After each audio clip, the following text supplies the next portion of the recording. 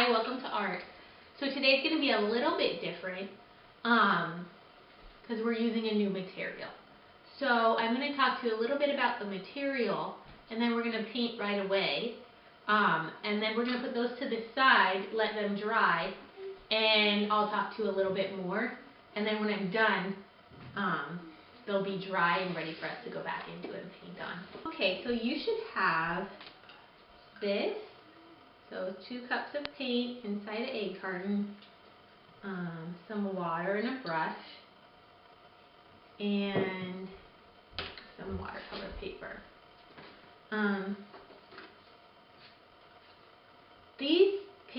These are watercolor paints. So it comes in this little tube, and it's very concentrated and thick and dark color. And then I put a little bit in here, and I mix it with some water. I want you to make sure that these cups stay in the egg carton so they don't tip over and make a big mess. And then your watercolor paper, it's thicker than regular paper. It absorbs the paint, but it also has a special coating on it so that it doesn't absorb it too fast. So we don't want it to get sucked up right away, but we also don't want a big puddle. So it's kind of a perfect combination here. So that's our paper, and of course you need water to wash your brush every time you change colors. And let's talk about watercolor paint. Watercolor paint is semi-transparent. That means that you can see through it. So here you can see that there's white paper behind the blue. And here where I painted red on top of blue, you can see that it's turning purple, and that's not because the paint's mixing, it's because you can see through the red to the blue. So that's the main thing that makes watercolor different than other paints, is that you can see through it. And we can use that to our great advantage and make some beautiful effects using watercolor. So I'm going to show you how to do that. One more thing I needed to mention or show you before we start is how I'd like you to use a paintbrush.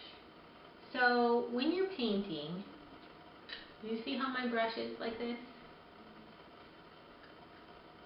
The hair of the brush is all coming to a point, right? It's not splayed out. So if your brush is like this, when you're painting like that, you're not going to be able to control it, right? Because it's making lines over here, it's making lines over here, it's making lines over here. It's not making the lines you want. See? So this isn't a good brush. We want our brush to be like this. The way we keep it like that is by not putting too much pressure on it, not pushing down too hard on it.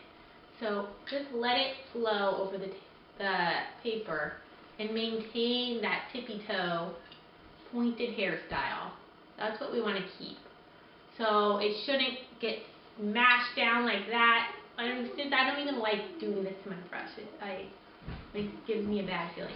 We don't want it smashed like that, because then you take it away and it's making 25 million different lines all at once, and we can't control it. We're not in charge anymore. The way you stay in charge of your brush is you want to keep it with that perfect little point, that little hairdo like that. And you do that by having gentle pressure, just gently letting it glide over the paper. Don't want to smoosh it down. Okay. Okay, so we have our paper here. And then I'm just going to dip my brush into the blue and just pretty much start spreading blue all over. Now, I don't want really dark blue here. I kind of want it to be pretty light because I want to do stuff on top of it. So what I'm going to do is I'm going to just dip my brush in the plain water and then get that paint that I already put on there and just spread it around. Maybe add a little bit more, but spread it around. And if it looks too dark, dip your brush in just plain water and let the water kind of lighten it up a bit. There we go, yeah. Just a little bit of water. Okay, look at that. Do you see how the paper, is your paper starting to curve and curl up? Well, it's hard to paint that way, right? We don't want to paint on top of that. So we're just put that to the side and let it dry. And when it's dry, it will get flat.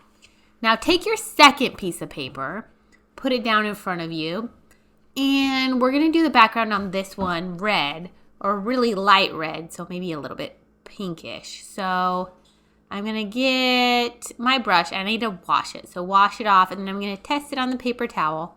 Okay, no more paint on that. I'm good to go. Okay, here we go. I'm going to dip it in my red paint, and it's a little bit dark, so I need some more water. So I just dip my brush in the water, load it up with water, and just smear the paint all around. I need a bit more color, so I'll dip it back in the paint. And so yeah, just don't make it too dark. Don't put a lot of straight paint on there. We want a really light background here. So I'm doing paint and then a little bit of water and then a little bit of paint. So we have a background that has some color, but not too much. So this is pretty wet. This paper is just bending and curling. I need to put it to the side and let it dry before I go back into it. Okay, there we go. The Dot by Peter H. Reynolds. Art class was over, but Vashti sat glued to her chair. Her paper was empty. Vashti's teacher leaned over the blank paper. "Ah, a polar bear in a snowstorm," she said. "Very funny," said Vashti. "I just can't draw." The teacher smiled. "Just make a mark and see where it takes you." Vashti grabbed a marker and gave the paper a good strong jab. "There." Her teacher picked up the paper and studied it carefully. She pushed the paper toward Vashti and said quietly, "Now, sign it." Vashti thought for a moment. "Well, maybe I can't draw, but I can sign my name." The next week, when Vashti walked into art class, she was surprised to see what was hanging above her teacher's desk. It was the little dot she had drawn, her dot, all framed in swirly gold. I can make a better dot than that." She opened her never-before-used set of watercolors and set to work. Vashti painted and painted. A red dot, a purple dot, a yellow dot, a blue dot. She mixed the blue with the yellow. She discovered she could make green, a green dot. Vashti kept experimenting. Lots of little dots in many colors. If I can make little dots, I can make big dots too. Vashti splashed her colors with a bigger brush on bigger paper to make bigger dots. Vashti even made a dot by not painting a dot. At the school art show a few weeks later, Vashti's many dots made quite the splash. Vashti noticed a little boy gazing up at her. "You're really a great artist. I wish I could draw," he said. "I bet you can," said Vashti. "Me? No, not me. I can't draw a straight line with a ruler." Vashti smiled. She handed the boy a blank sheet of paper. "Show me." The boy's pencil shook as he drew his line. Vashti stared at the boy's squiggle, and then she said, "Please, sign it." Sky Color by Peter H. Reynolds. Marisol was an artist. She loved to draw and paint, and she even had her own art gallery. Not all her art hung in a gallery. Much of it she shared with the world. She painted posters to share ideas she believed in. At school, Marisol was famous for her creative clothes, her box of art supplies, and her belief that everybody was an artist. Yes, Marisol was an artist through and through. So when her teacher told the class they were going to paint a mural for the library, Marisol couldn't wait to begin. The classroom buzzed with the sound of brainstorming. The students talked and sketched. Together they made a great big drawing. Then they marched to the library. "I'll paint a fish. I'll paint one too. I'll paint the ocean," Marisol shouted. "I'll paint the sky." Marisol rummaged through the box of paint, but could not find any blue. "How am I going to paint the sky without blue paint?" The bell rang. It was time to put their brushes down for the day. As she climbed aboard the bus, Marisol kept wondering, All the way home, she stared out the window. The sun lowered closer to the horizon. Later at home, Marisol watched the day turn into night. That night, Marisol settled into a deep dream. She drifted through the sky, a sky swirling with colors. The colors mixed, making too many to count. In the morning, Marisol stood waiting for the bus in the rain. The sky was not blue. She smiled. At school, Marisol raced to the library. She grabbed a dish and began adding colors. This one, that one. She swirled the brush to make an altogether new color. Marisol then began painting on the wall. A boy asked, "What color is that?" "That," Marisol said.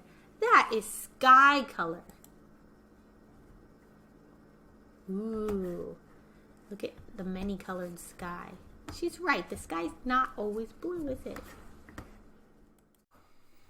Okay, so now it's probably best that you guys just watch me because I'm just going to give you some pointers before you start painting. But I want you to have a chance to think about what you want to do. So just watch what I'm doing. So I have my blue paper and it's nice and dry. It doesn't have any more puddles of wet paint on it. So I can go ahead and start painting. And what I think I want you guys to do today is paint something that you like to do when you leave your house. So when you go out, what do you like to do? Especially nowadays, what I really love doing is just going on bike rides.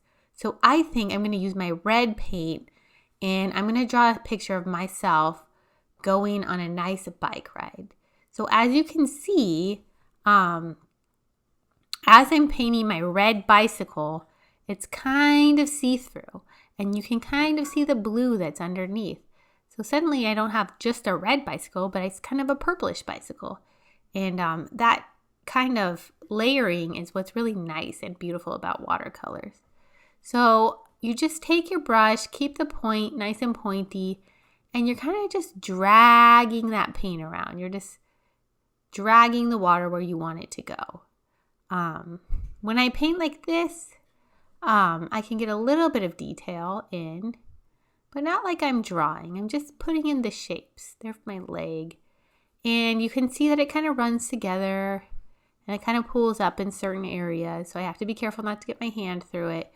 But it gives this really nice watery effect. So there's my bike. What else can I paint? I'm thinking I'm in the park. Maybe I'll put a tree in here. So I'm getting more blue. And you can see that as I'm adding another layer of blue on top of my dry blue paint, it's a darker shade of blue. So it's not that light blue, but it's a nice bright blue. So there's my tree top. I just kind of made a blob for the tree top.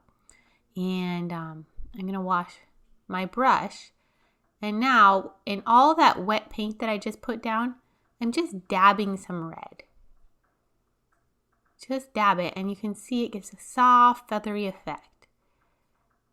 Now on this dry part of the paper, I can get a little bit more definition in. So I'm just painting in this tree trunk and maybe I need some blue now. So I washed my brush and here's the ground. So just painting the ground and you can see that if you touch what you already painted, it might bleed and run. And that's okay, but only touch like where I touched the bike, it kind of red started leaking in, and that to me is beautiful and I like that, but I am kind of being careful not to do that everywhere on my bike because then I might lose the definition there that I want to keep. So just here and there, I let it touch. I let it touch the bottom of the tree trunk. So I'm getting this beautiful bleeding together with the paints. So I have kind of a purpley thing. Then maybe I'm going to paint some red on top of this. And I want to make it kind of a purpley ground. So you can mix it by putting down one color while it's wet and then putting another color on top. And I'm just kind of mixing it now. You can't really see that well, but I'm kind of putting some purple in there. And then maybe another tree. So here I go again, making another layer of blue, which then looks like a nice darker layer of blue. And what should I do next? Let me think here. And well, I'll just put the top of this one blue as well. So I'm just kind of adding it in, and you can see that when you layer the paints, if you put the same color on top of another layer, then that color will become darker than the first layer. So once again, I washed my brush, and then I'm making some red dots in the tree, which then kind of move because they're watery, right? So they move around and bleed, and you get this beautiful soft feathery effect. And they kind of pool up in certain places, and then we'll see a surprise of how that looks when it's dry. And then I can go in and layer on some more paint wherever I want. Maybe I want a little bit extra brush marks in the sky, give it a little bit of a different texture. And yeah, there we go. There's what I like to do when I leave my house. For your second drawing, you can paint another thing you like to do when you leave your house. So here I am. I painted a nice autumn tree, and I'm mixing some purple and cleaning my brush, and now I'm gonna make some people around the tree. Maybe that's my daughter, and she's about to climb up, and there's me. I'm just lounging around reading a book. So anything you want, anything you like to do, put on your second painting.